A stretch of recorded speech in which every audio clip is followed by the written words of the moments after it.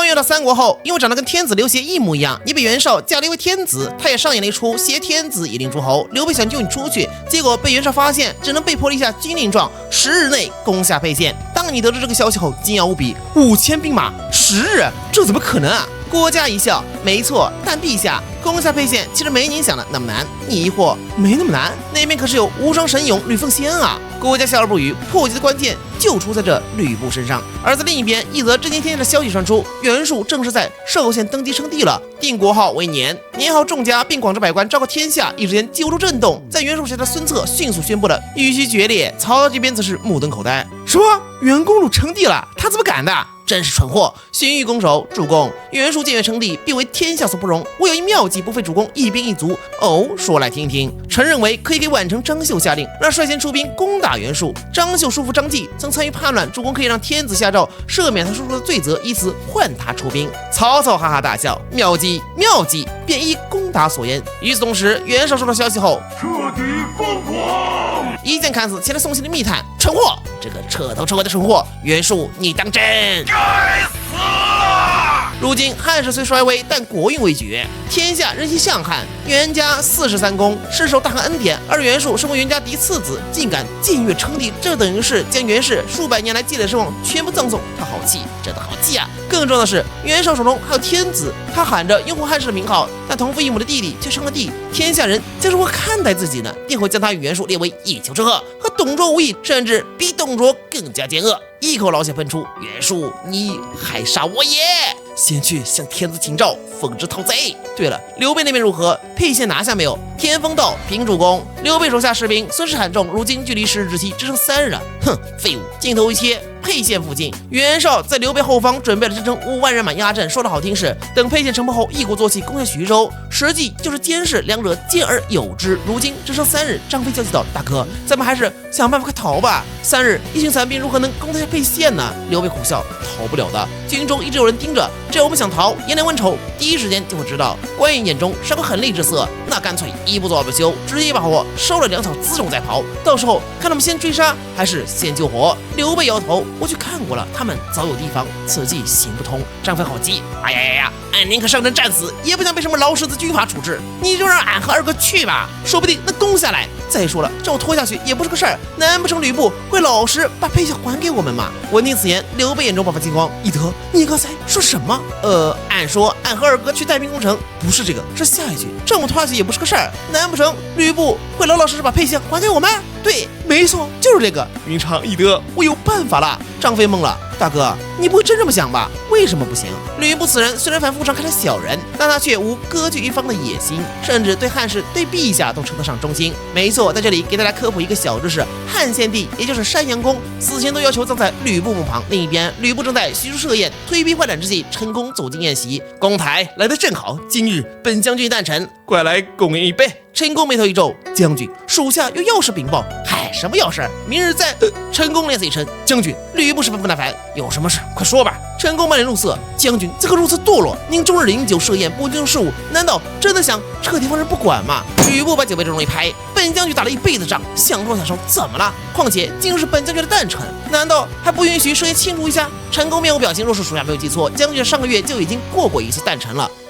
可能是本将军记错了。公台，你不是说有事禀报吗？陈宫道：“袁术派人过来，先为他儿子求亲。”吕布一听，沉思片刻。公台觉得本将军该不该答应袁术？陈宫摇头：“将军若想随袁术一同命丧黄泉，那便与他联姻吧。”有如此严重？当今天下正统在汉，袁术乃伪帝也，没有任何一方诸侯会认可他的地位。将军若与袁术联姻，便是自毁前途，日后早晚遭到各路诸侯讨伐。吕布顿时大怒：“袁术当真可恶，自己造反还想拉着我一起！本将军可是得天子眷顾，亲封温侯，岂能与他这种逆贼为伍？”说完，倒满一杯酒，多亏有公台来敬你一杯。陈宫脸色一黑：“公本以为将军乃是英雄，但所作所为着实令人失望。您如今雄居徐州，最用亲兵强将无数，理应整顿军备，积蓄实力，一统天下。可是将军却终日沉迷酒色，只是偏安一隅，如此行事与凡夫俗子何异呢？将军若是继续这般不思进取，公只能弃将军而去了。”吕布脸色一变：“难道本将军真的错了吗？”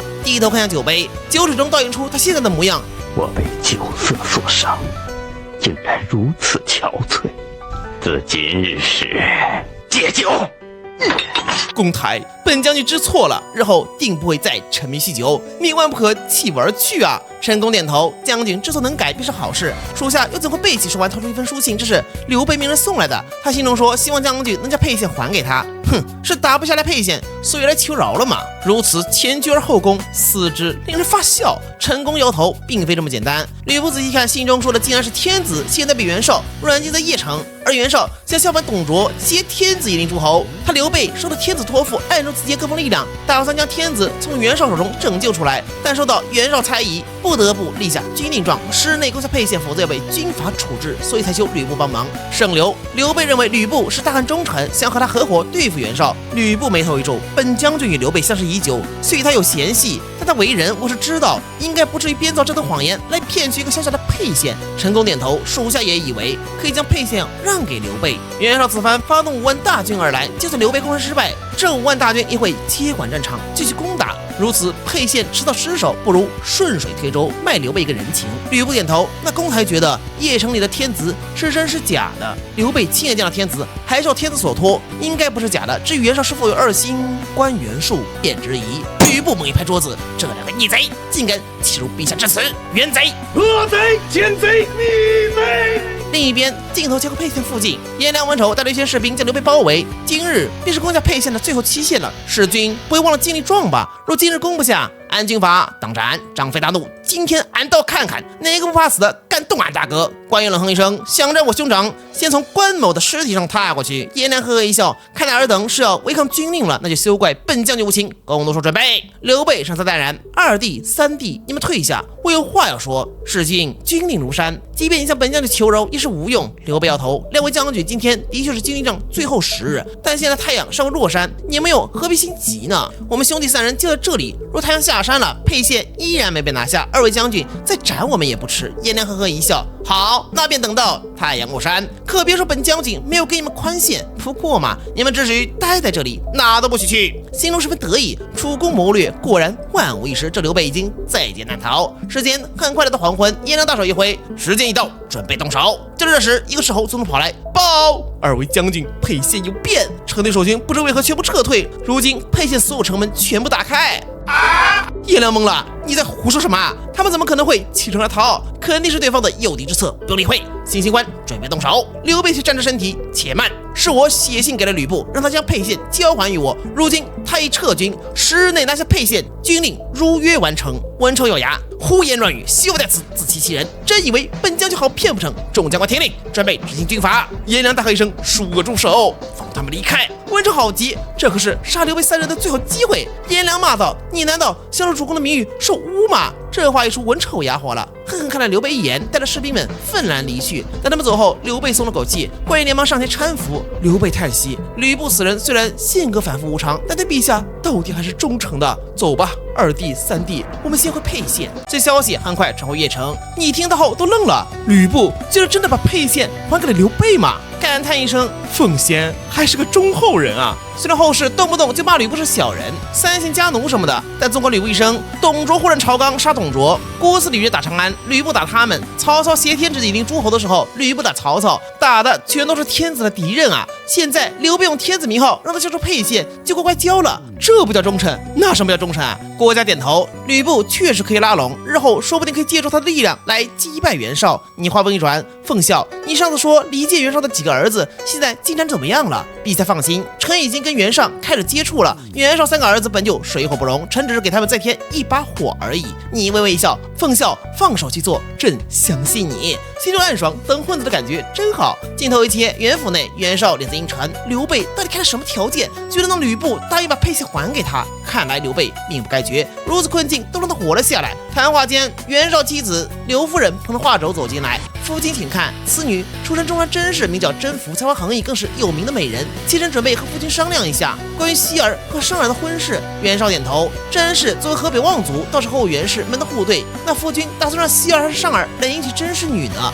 袁绍沉思片刻，还是让希儿来吧。他比较年长，性格也稳重。尚儿和甄氏女年龄才差3岁，不太合适。实际上，袁绍对小儿子袁尚更疼爱，所以想找个更好的家族进行联姻，对他也是一大弊处。刘夫人点头应下，转身离开房间。没想到刚出门就撞上袁尚。母亲，你怎么在这儿？我得让你父亲商量你和二哥的婚事。袁尚一喜，哦，婚事？母亲，快让孩儿看看。说罢便抢话轴，看完后眼睛都放光了呀。母亲，这女子是谁？好生漂亮，孩儿就娶她。如此美人，正和孩儿相配。刘夫人眉头一皱，休要胡言，你父亲已经决定了，让你二哥和甄氏联姻。袁尚脸色一变，什么？凭什么让二哥来娶她？我也要娶。他从未对一女子如此动心，而且对方家世不俗，中山甄氏那可是冀州望族，家中巨富。刘夫人摇头，尚儿，他和你不是良配。你父亲说你年纪还小，不够稳重，等日后再为你寻一门比甄氏更好的门户联姻。袁尚真的好气，父亲就是在偏心。我去见他，我亲自问。话音刚落，袁绍走入房间，面无表情。你要找我问什么？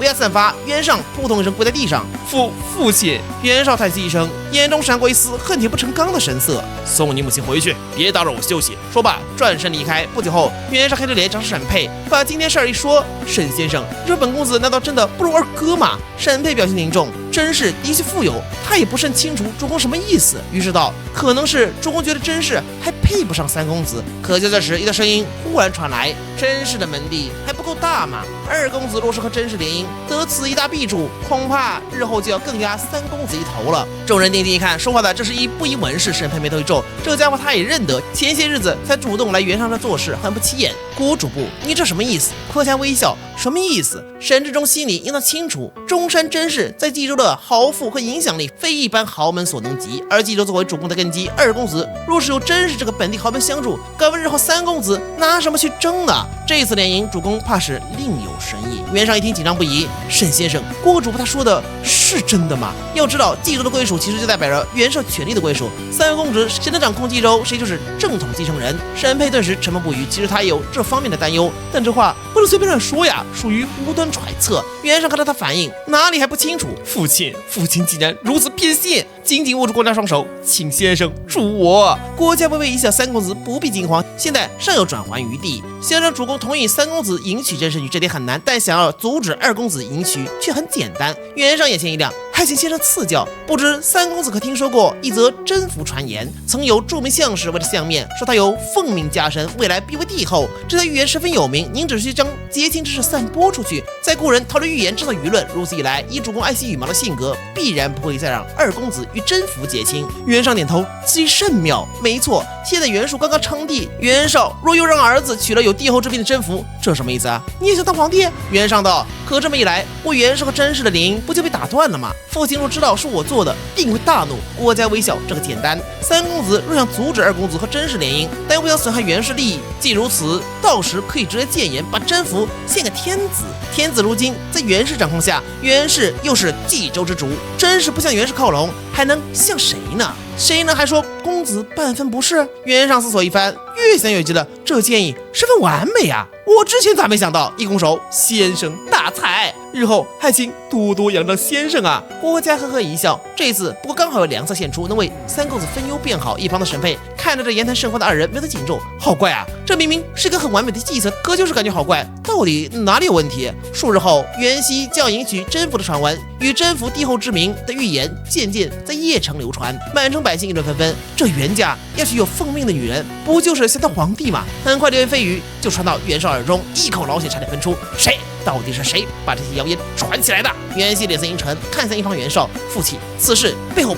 定然有人推动，孩儿见严查。袁绍摇头，现在严查更显得心虚，当务之急是平息谣言。都说你们各自的看法吧。田丰立马站出，主公，想破除谣言很简单，只需将婚约取消，谣言便不攻自破。袁绍脸一黑，这么简单的事情我能不知道吗？我想的是既能联姻甄氏，又能破除谣言的方法。此时袁绍一拱手，父亲，我有一计，但二哥可能会不高兴，孩儿不该妄言。袁熙强装微笑，三弟但是无妨。既然如此，那弟就直言了。父亲，既然甄氏女被预言奉命加身，您不如顺水推舟，直接将其献给天子。如此一来，既可让动甄氏，也能破除谣言，一举两得。只是要委屈二哥了。好气！袁绍真的好气，他恨不得现在冲上去给袁熙一拳。但但只得压下心中的火。父亲还是觉得3弟此计是最合适不过的方法了。袁绍草是宗人，尔等认为呢？天风一马当先，3公子此计再合适不过。众谋士纷纷赞同。袁绍点头，既然如此，便依计行事吧。不久后，得知消息的你十分吃惊，让朕去取那个甄宓，真的假的？据说摇头，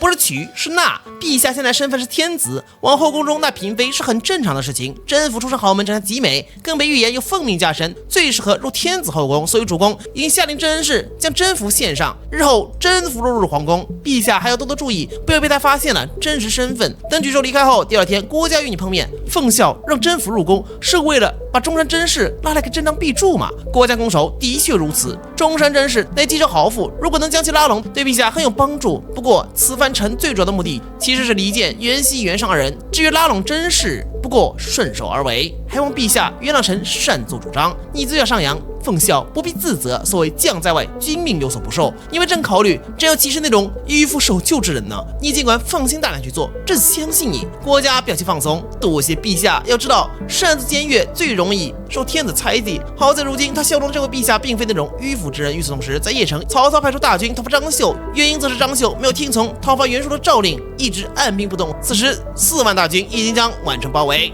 曹操吩咐士兵校正，给张绣最后一次机会，若还不投降，便即刻攻城。届时城内男女老少皆屠，鸡犬不留。好啦，袁绍天子第1季的故事到这儿就告一段落啦，完结撒花。对后续还感兴趣的，可以在起点读书手机端搜索袁绍天子自行查阅哦。第一个就是了，目前进度对应原作第61章。本作是一个比较反套路的三国，讲的是从假冒天子开始，而且还是居袁绍手下，一步步发育，蚕食袁绍势力翻盘的故事，个人是比较喜欢的。当初熬夜追的，看主角一点点翻盘真的很爽。那么我是卓卓，我们下个系列再见，拜拜。